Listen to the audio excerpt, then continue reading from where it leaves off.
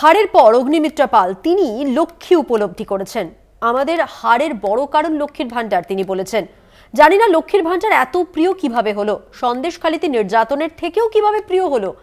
একদিকে লক্ষ্মীর ভান্ডার দিচ্ছে, অন্যদিকে আবাসের টাকা চুরি। মেদিনীপুর একজন ভালো সাংসদকে হারালো। ভেবেছিলাম জয়ী হলে এইমস ধাঁচের হাসপাতাল বানাবো, এমনই মন্তব্য করেছেন মেদিনীপুরের পরাজিত বিজেপি প্রার্থী। জুন মালিয়ার কাছে হেরেছেন অগ্নিমিত্রা পাল। হারের অন্যতম কারণ লক্ষ্মীর ভান্ডারকেই দেখছেন এবং তিনি বলছেন ভেবেছিলাম জয়ী হলে এইমস ধাঁচের হাসপাতাল বানাবো। কি বলেছেন শুনুন।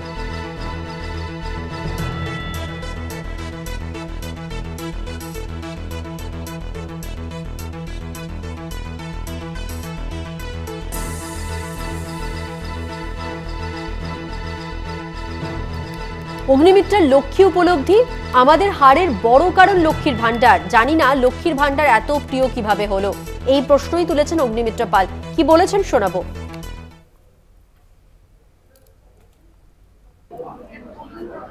লক্ষ্মীর ভান্ডার একটা খুব বড় কারণ আমাদের হারের, আমার মনে হয়। মহিলারা, আমি জানি না বাংলার মায়েরা বোনেরা কেন এখনো বুঝতে পারছেন না যে এক হাতে 1000 টাকা এই সরকার আপনাকে দিচ্ছে, কিন্তু অন্য হাতে আপনার যে কয়েক হাজার টাকার আবাস যোজনার বাড়ি মোদিজি পাঠাচ্ছে সেটা কেড়ে নিচ্ছে।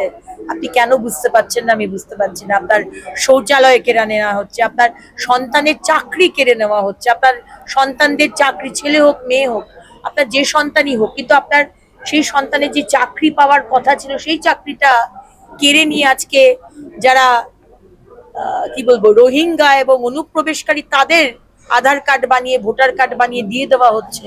আজকে মহিলাদের সম্মান নেই। আমি জানি না বাংলার মায়েরা বা মেদিনীপুরের মায়েরা কেন সেটা বুঝতে পারছেন না।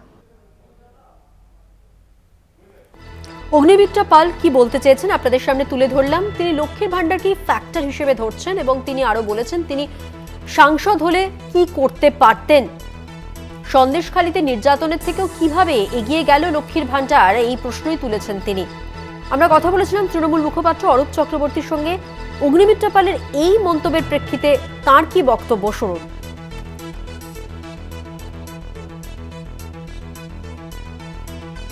আমি বুঝতে পেরেছি বাংলার মানুষ লক্ষ্মীর ভান্ডারকে আপন করে নিয়েছে।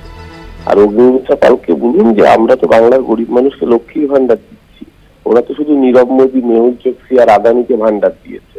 তো বাংলার মানুষ, দেশের মানুষ চায় যে গরিব মানুষের হাতে টাকা পৌঁছক, নীরব মোদী মেহুল চোকসিরা দেশের টাকা মেরে পালিয়ে না যাক।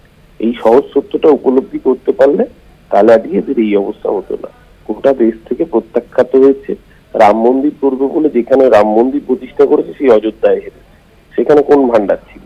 আসলে গোটা দেশের মানুষের সাথে বেইমানি করেছে এই সরকার। এই নরেন্দ্র মোদীর সরকার 10 বছরে 20 কোটি বেকার তৈরি করেছে, রান্নার গ্যাস, পেট্রোল ডিজেলের রোজ দাম বাড়িয়েছে, ইলেকট্রাল বন্ডে কোটি কোটি টাকা তোলাবাজি করেছে, দেশের মানুষ ঘাট ধাক্কা।